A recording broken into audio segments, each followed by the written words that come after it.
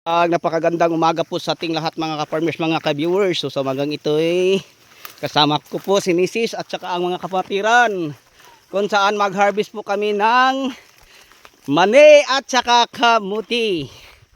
Ayan, yun po ang aming pangmerienda kasi may paparating kaming national meeting. Kami ang host. Kaya nga ako umuwi at wala sa farm kasi gusto ko pong join no, sa national meeting sa church namin. Ayan, nandito na po kami sa taniman ng kamuti sa aking kapatid. Kamuti o drasada na ni? Kamuti. Okay, tapos Manguha ganay para apa yun? mani at saka balanghoy. Okay, kasama ko po si Ka-Farmers Bing Gardeners, ang kanyang YouTube channel. Hello sa ating mga viewers. Hi! Anong masabi mo? Good morning! Huwag kang mahiya. Sige. May YouTube channel siya mga Ka-Farmers. Please sa mga subscribe my channel guys. Ano ang channel mo? Simply Bing. Okay, so yun po no, sa mga viewers natin at saka mga subscriber, mga OFW natin, puntahan nyo si Bing Gardeners. Ayan. Thank you po.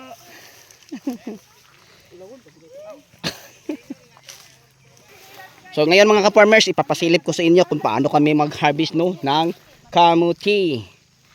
Ayan mga ka-farmers, papasilip ko sa inyo.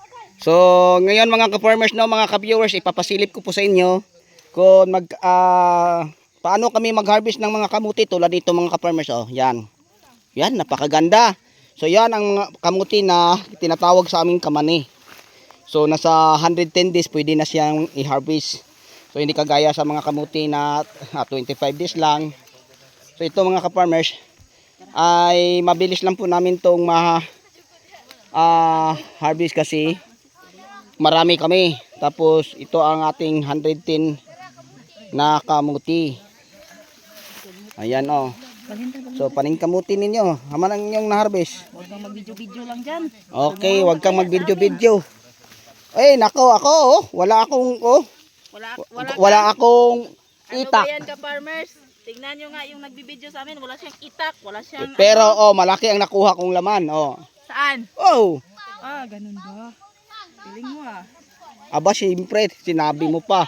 Ka-farmers, mag-ingat ka. Ayan po. Tapos may sweet corn. Tunay na dito kami sa Bukirin dahil kita natin ang kalabaw, baka. Ayan.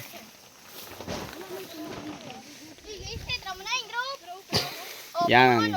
Sobrang saya namin mga ka-farmers sa araw ito. Harvest ng kamuti Q. Panira. Ha? Nakita na niya ang bunga. Yehe, nakita na niya ang bunga.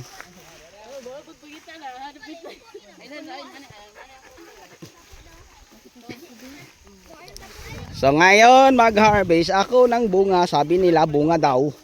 Tingnan natin ang bunga.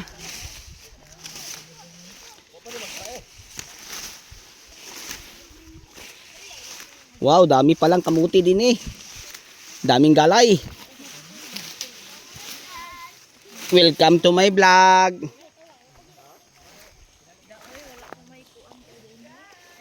Bibe.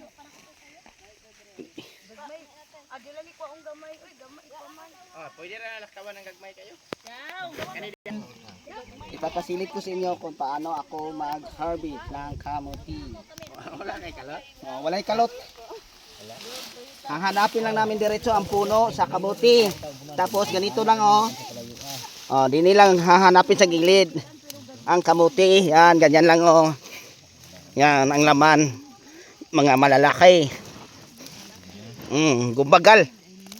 Ganyan lang So mabilis lang pag makita ang puno may kamuti na. Bang, walang guna to.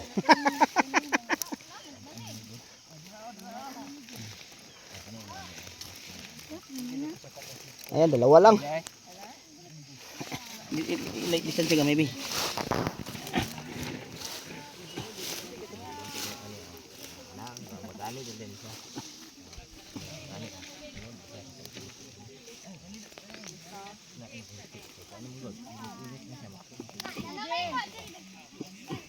Wala akong guna.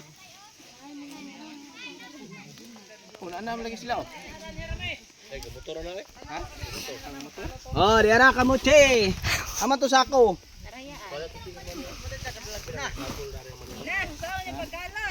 Yan, napakabilis. Ganyan lang mga ka-farmers. Wala akong panghukay. Tara. Hala, ano yan? Kamuti. Wow, ang laki. So, yun po ang kamuting kamani. Wow, napakalaki. Tara. Wow, Yehey, naman tayo nakuha. nakakatuwa. Is-ibon mo. Yan, lipat na naman. Magkatabi lang ang puno. Ito lang pala dong. Yan, harvest. Na harvest time ng kamuti kasama ang mga kapatiran sa church kasi sa darating na linggo may pagtitipon kami, yung tinatawag naming national meeting. Fokus mo sa akin. Ako na bahala dito. Sige. Abante. Sige. Saan mo ya? Hindi ako kabalo. Ang nga pang nandito pa. Yan, marami kami ha, paparating pa ang iba. Pag yun parang uban na ng palong, okay na na. Kuha na yan. Para ibutang ka.